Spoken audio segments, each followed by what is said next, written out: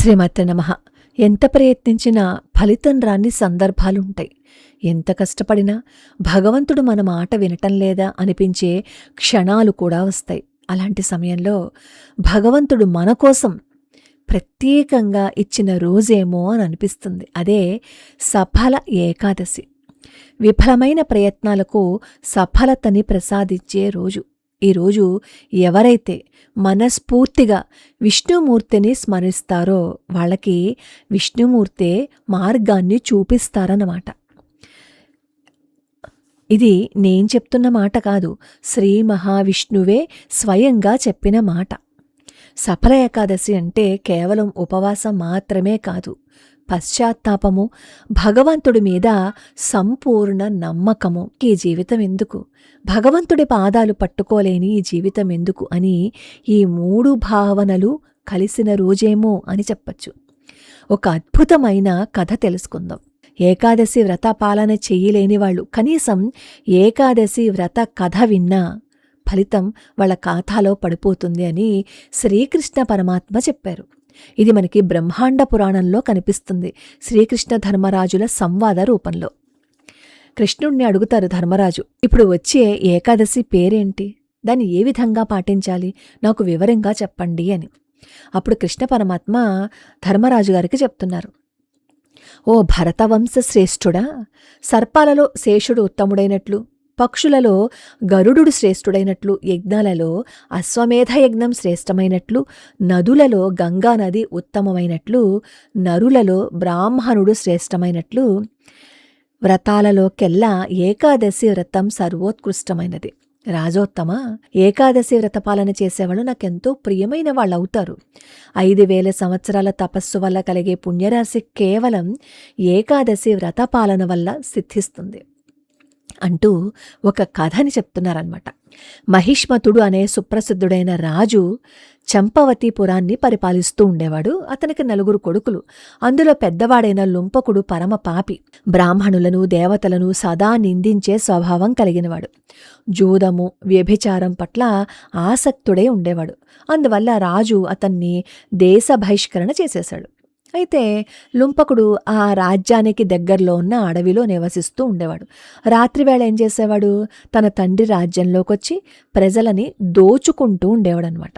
అలా దోచుకుంటున్నా సరే అక్కడ ప్రజలు అతన్ని ఏమనేవారు కాదు, ఎందుకంటే రాజు కొడుకు అని భావించేవారు. రాజు ధర్మాత్ముడు కదా. వాళ్ళ కొడుకు ఇలాంటి పనులు చేసినా రాజు మొహం చూసి అతని కొడుకుని వదిలేశారు. లుంపకుడేమో పచ్చిమాంసం తింటూ జీవితాన్ని గడుపుతున్నాడు. రాత్రుళ్ళేమో ఊళ్ళోకి వెళ్ళడం, దోచుకుని రావడం, అడవిలో కూర్చుని పొద్దున్న మాటలేమో జంతువులను చంపుకొని తింటాం.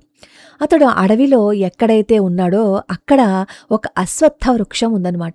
ఆ అశ్వత్థ వృక్షం మూలలోనే అతను సేదదీరుతూ ఉండేవాడు. అలా కొంతకాలం అశ్వత్థ వృక్షం కిందే జీవించాడు.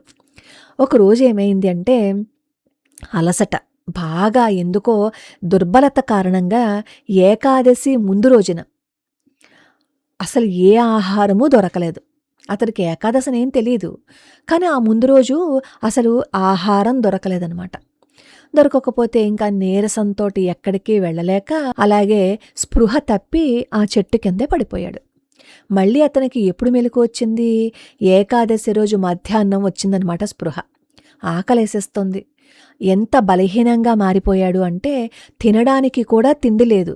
జంతువులను చంపి మాంసం తింటాడు కదా, పోని జంతువులను చంపి మాంసం తిందాము అంటే ఆ ఓపిక కూడా లేదు.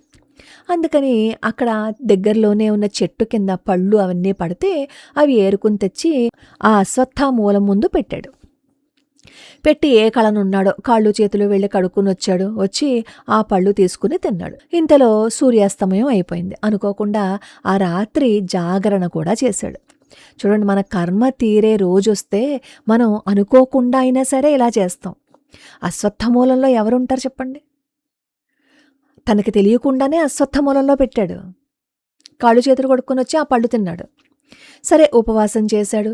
ఆ రోజు రాత్రంతా జాగరణ చేశాడు. దానివల్ల అతనికి సఫల ఏకాదశి వ్రతపాలనం చేసినట్లయింది. ఎవ్వరైనా సరే ఈ వ్రతపాలనని చేస్తే మధుసూదనుడు చక్కగా స్వీకరిస్తాడు. నువ్వు తెలిసి చేసినా తెలియక చేసినా. ఈ లుంపకుడు తెలియకుండానే చేశాడు. అలా తనకి తెలియకుండా ఏకాదశి వ్రతపాలన చేసినందువల్ల ఈ లుంపకుడికి మళ్ళీ బుద్ధి మారింది. అనుకోకుండా ఈ ఏకాదశి వ్రతపాలన చేశాడు లుంపకుడు. అలా వ్రతపాలన చేసిన ఆ మర్నాడేమైంది, ఒక దివ్యమైన అశ్వం ఈ లుంపకుడు ముందు నిలబడింది.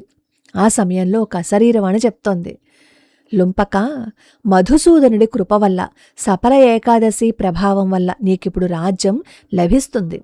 నువ్వు దానిని ఎటువంటి కష్టమూ లేకుండా పరిపాలించగలుగుతావు కాబట్టి నువ్వు నీ తండ్రి దగ్గరికి వెళ్ళి రాజ్యాన్ని అనుభవించు అని చెప్పి పలికిందనమాట. అప్పుడు లుంపకుడు ఏం చేశాడంటే తండ్రి దగ్గరికి వెళ్ళాడు. వెళ్ళి నా తప్పులన్నీ క్షమించండి, నేను ఇంకెప్పుడు తప్పు చేయను అని చెప్పి రాజ్యభారాన్ని స్వీకరించాడనమాట. తర్వాత వివాహమైంది, కొడుకులు పుట్టారు. అతనికి తెలియకుండా ఏకాదశి వ్రతపాలన చేసినా అతనికి ఏమైంది, చక్కగా మళ్ళీ మంచి జీవితం వచ్చింది. అంతవరకు అతను చేసిన పాపాలకి పశ్చాత్తాపం చెందాడు. ఏకాదశి వ్రతపాలన చేస్తే ధన్యమైపోతుంది. అసలు అందులోనూ ఈ సఫల ఏకాదశిని పాటించటం వల్ల అశ్వమేధయాగ ఫలితం వస్తుందన్నమాట. మనం కూడా అడవిలోనే ఉన్నాం.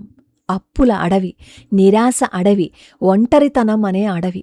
కానీ మనస్ఫూర్తిగా భగవంతుణ్ణి నమ్మితే మన జీవితంలో మార్పు మొదలవుతుంది. సఫల ఏకాదశి మనకదే చెప్తుంది, నీ ప్రయత్నం వృధా కాదు, నీ కన్నీళ్ళని భగవంతుడు చూస్తాడు అని. అలాంటప్పుడు ఓ నారాయణ, మా విఫల ప్రయత్నాలకి సఫలతను ఇవ్వు అని చెప్పి మనం భగవంతుణ్ణి ప్రార్థిస్తే ఆయన ఇవ్వరా చెప్పండి? నా జీవితం ఎందుకిలా అయింది దేవుడా అని పశ్చాత్తాపపడుతూ ఆయన్ని ప్రార్థన చేస్తే భగవంతుడు మన జీవితాన్ని మార్చడా చెప్పండి? ఆ రోజు ఏకాదశి అని ఆ లుంపకుడికి తెలీదు, కానీ ఉపవాసం చేశాడు. అనుకోకుండా చేసిన దానికే భగవంతుడి ఫలితాన్నిస్తే మనం అనుకుని చేస్తే, ప్రయత్నపూర్వకంగా భగవంతుడి పాదాలు పట్టుకుంటే మన జీవితం మారదా?